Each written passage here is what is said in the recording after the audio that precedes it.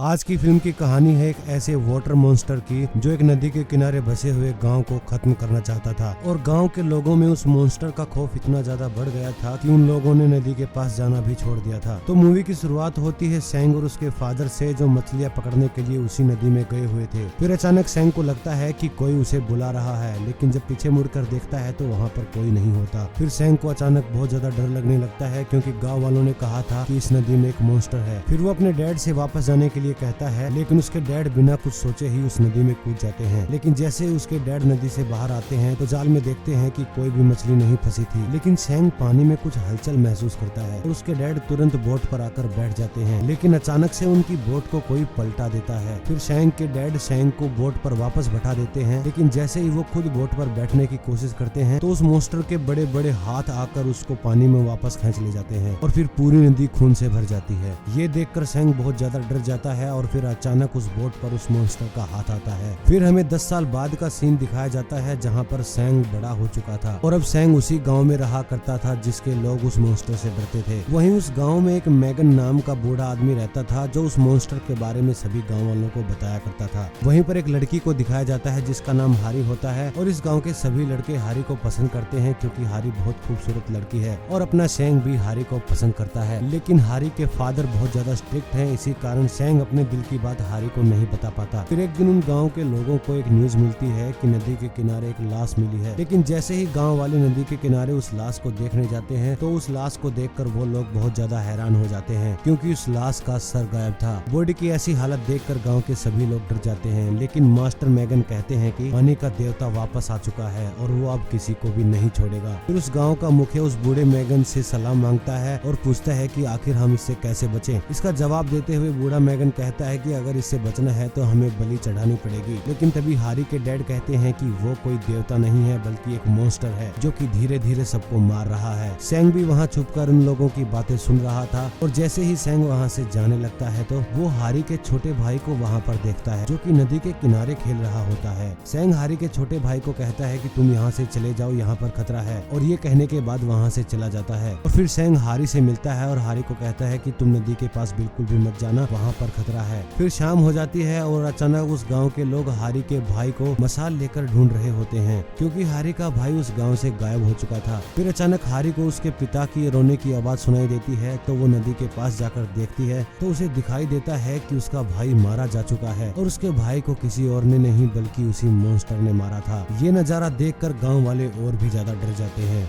उसके बाद वो बूढ़ा मैगन गाँव वालों को विश्वास दिलाने के लिए कहता है कि अगर हमें इस खून खराबे को रोकना है तो हमें पानी के देवता को बलि देनी ही पड़ेगी। फिर अगले दिन गांव वाले एक स्टैचू के सामने एक सुअर का सर और कुछ मछलियां रखकर कुछ रिचुअल्स करते नजर आते हैं और सैंग भी अपने चचेरे भाई के साथ दूर बैठकर ये सब देख रहा होता है। लेकिन अचानक वहां पर हारी के फादर आ जाते हैं और सारा सामान तोड़ने लग जाते हैं और उस स्टैचू को भी लात मारकर नीचे गिरा देते हैं। और फिर हारी के फादर कहते हैं कि वो कोई देवता नहीं बल्कि एक मॉन्स्टर है, हम सबको मिलकर उसे मार देना चाहिए। लेकिन गाँव वाले हारी के फादर को मारकर वहाँ से भगा देते हैं क्योंकि गाँव वालों को उस बूढ़े मैगन की बातों पर यकीन था। फिर हारी के फादर बोट लेकर उस नदी में चले जाते हैं और अपने बेटे की मौत का बदला लेने के लिए उस नदी में ब्लास्ट कर देते हैं और उस मॉन्स्टर को मारने की कोशिश करते हैं। लेकिन तभी वहाँ पर सारे गांव वाले आ जाते हैं और हारी के फादर को रोकने की कोशिश करते हैं। लेकिन जब हारी के फादर नहीं मानते तो गाँव वाले हारी के फादर को एक पोल से बांध देते हैं। फिर हारी के फादर से मिलने सैंग आता है और हारी के फादर को समझाता है कि आप अकेले उस मॉन्स्टर से नहीं लड़ सकते। लेकिन हारी के फादर को बहुत गुस्सा आ रहा था, इसलिए वो सैंग को डांट कर वहाँ से भगा देते हैं। फिर अचानक वो मॉन्स्टर पानी से निकलकर रात को हैरी के फादर जहाँ बंधे होते हैं वहाँ पर आ जाता है। लेकिन हैरी के फादर उसको देख लेते हैं और जोर जोर से चिल्लाकर गांव वालों को बुलाने की कोशिश करते हैं, लेकिन उनकी आवाज किसी को सुनाई नहीं देती। और फिर वहाँ पर मॉन्स्टर आकर हैरी के फादर का नाम पुकारता है और फिर हैरी के फादर की मुंडी को खा जाता है। अगले दिन सुबह जब हैरी अपने पिता के लिए खाना लेकर जाती है तो वो देखती है कि उसके फादर मर चुके हैं और ये देखकर हैरी बहुत जोर से रोने लग जाती है। दूसरी तरफ वो बूढ़ा मैगन सारे गाँव वालों को एक साथ ले लेता है और कहता है कि हारी के पिता तो मर गए तो अब हारी की बलि चढ़ा देते हैं। लेकिन सैंग और उसके साथी उस बूढ़े मैगन को रोकने की कोशिश करते हैं, लेकिन वो बूढ़ा मैगन नहीं मानता। फिर अचानक वहाँ पर हारी आ जाती है और कहती है कि मेरी बलि चढ़ा दो, क्योंकि हारी अपने फादर और अपने भाई की मौत का बदला उस मॉन्स्टर से लेना चाहती थी। लेकिन सैंग नहीं मानता है और हारी के लिए उन सबसे लड़ रहा होता है और कहता है कि वो कोई देवता नहीं बल्कि एक मॉन्स्टर है और हम सबको मिलकर उस मॉन्स्टर का सामना करना करना चाहिए, न कि हमें हारी की बलि चढ़ानी चाहिए। लेकिन कोई भी उसकी बात नहीं मानता और उसे भी मारकर वहाँ से भगा दिया जाता है। फिर रात को सेंग हारी के पास आता है और उसको वहाँ से भगाने की कोशिश करता है, लेकिन हारी नहीं मानती क्योंकि हारी अपने फादर और अपने भाई की मौत का बदला लेना चाहती थी। फिर सेंग अपने घर आता है और अपने फादर के उस वेपन को निकालता है जिससे वो 10 साल पहले उस मॉन्स्टर का सामना किया करते थे। फिर सेंग बहुत ज्यादा प्लानिंग करता है उस मॉन्स्टर को पकड़ने के लिए, साथ ही अपने एक दोस्त के पास जाता है और उससे हेल्प मांगता है और उसकी बातें सुनकर उसका दोस्त हेल्प करने के लिए तैयार हो जाता है और वो अपने कुछ साथियों को भी बुलाकर ले आता है। दूसरी तरफ गाँव वाले हारी को लाल कपड़े पहनाकर एक बोट में बैठा देते हैं और उस नदी के दूसरी तरफ भेज देते हैं। लेकिन वहाँ सेंग भी अपने दोस्तों के साथ बोट लेकर पहुँच जाता है और वहाँ पहुंचकर सेंग एक बार फिर से गांव वालों को समझाने की कोशिश करता है कि वो कोई देवता नहीं बल्कि एक मॉन्स्टर है जिसने मेरे पिता को भी मार डाला था और साथ ही गांव के बहुत सारे लोगों को भी उसने मार डाला है और हमें उस मॉन्स्टर के लिए अपने ही लोगों की कुर्बानी देने की कोई जरूरत नहीं है, बल्कि हम सबको मिलकर उसे मारना चाहिए। यहाँ पर गाँव वाले तो उसकी बातें नहीं मानते, लेकिन उस गाँव के कुछ लड़के उसका साथ देने के लिए रेडी हो जाते हैं। उसके बाद सेंग और उसके साथी मिलकर एक प्लान बनाते हैं और उस मॉन्स्टर को जाल में फंसाने की कोशिश करते हैं। फिर अचानक उनको पानी में हलचल महसूस होती है तो सेंग के मना करने के बावजूद भी सेंग का एक दोस्त पानी में कूद जाता है और अपनी ओवर स्मार्टनेस के चक्कर में उस मॉन्स्टर के हाथों मारा जाता है। उसके बाद वो मॉन्स्टर पानी से बाहर आकर उनकी बोट पर हमला कर देता है और उनके एक साथी को अपने साथ पानी में ले जाता है और उसके सर को बहुत बेरहमी से खा जाता है। सेंग बार बार उस मॉन्स्टर पर हमला करता है, लेकिन वो मॉन्स्टर इतना शातिर होता है कि सेंग के हमले से बार बार बच जाता है और फिर वो मॉन्स्टर अचानक फिर से बोट पर आ जाता है और बोट पे आकर हारी को मारने की कोशिश ही करता है। लेकिन सेंग और उसके सभी दोस्त मिलकर उसका मुकाबला करते हैं, लेकिन उसका कोई फायदा नहीं हो रहा था क्योंकि वो बार बार बच जाता था और वो मॉन्स्टर धीरे धीरे करके सेंग के सभी साथियों को घायल कर रहा था।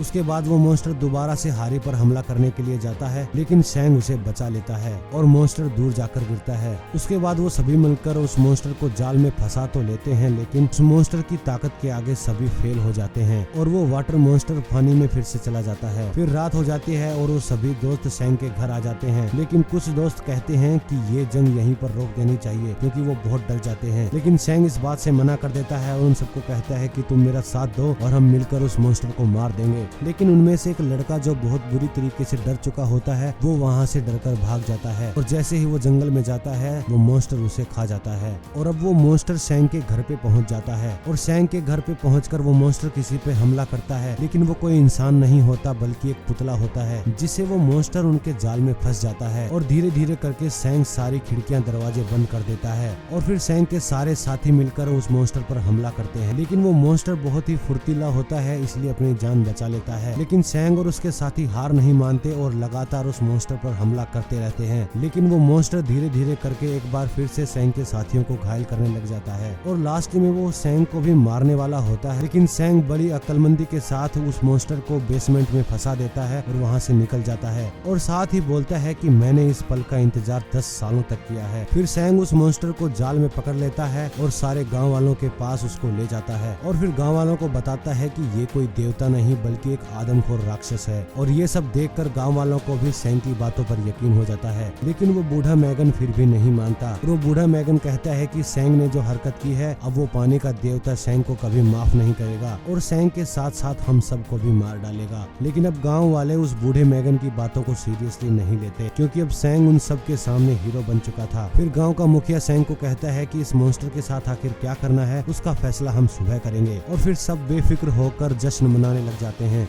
और फिर फाइनली सेंग अपने दिल की बात हारी को बता देता है और उसे प्रपोज करता है। ये सुनकर हारी भी बहुत ज्यादा खुश हो जाती है क्योंकि हारी भी बचपन से सेंग को बहुत ज्यादा पसंद करती थी। फिर सेंग और हारी दोनों एक साथ रहने का फैसला करते हैं। फिर उस बूढ़े मैगन को दिखाते हैं जो मॉन्स्टर के पिंजरे के बाहर बैठा बैठा ही सो जाता है, लेकिन जैसे ही वो उठकर उस पिंजरे में देखता है तो मॉन्स्टर वहाँ से गायब हो जाता है और फिर अचानक से उस बूढ़े मैगन के पास वो मॉन्स्टर आ जाता है और उस बूढ़े मैगन को बीच में से फाड़ देता है और 2 टुकड़े कर देता है। उसके बाद वो मॉन्स्टर गाँव में जाता है जहाँ पर बहुत सारे लोग ड्रिंक करके पड़े हुए थे और इसी चीज का फायदा उठाकर वो धीरे धीरे उन लोगों को खाने लग जाता है और उन्हें मार देता है। लेकिन तभी सेंग का चचेरा भाई वहाँ पर आ जाता है और उस पर हमला करता है और कहता है कि ये मॉन्स्टर मैं तुझे नहीं छोड़ूंगा और आज मैं तुम्हें मार डालूंगा। ये बोलकर सेंग का चचेरा भाई उस मॉन्स्टर पर हमला कर देता है, लेकिन वो मॉन्स्टर बहुत ही ज्यादा ताकतवर था। वो सेंग के चचेरे भाई के पेट के अंदर अपने नाखून घुसा देता है और उसे बहुत बेरहमी से मार देता है। फिर सुबह होती है और जब बाकी के गाँव वाले वहाँ पर आकर देखते हैं तो एकदम से मातम का माहौल छा देखा जाता है।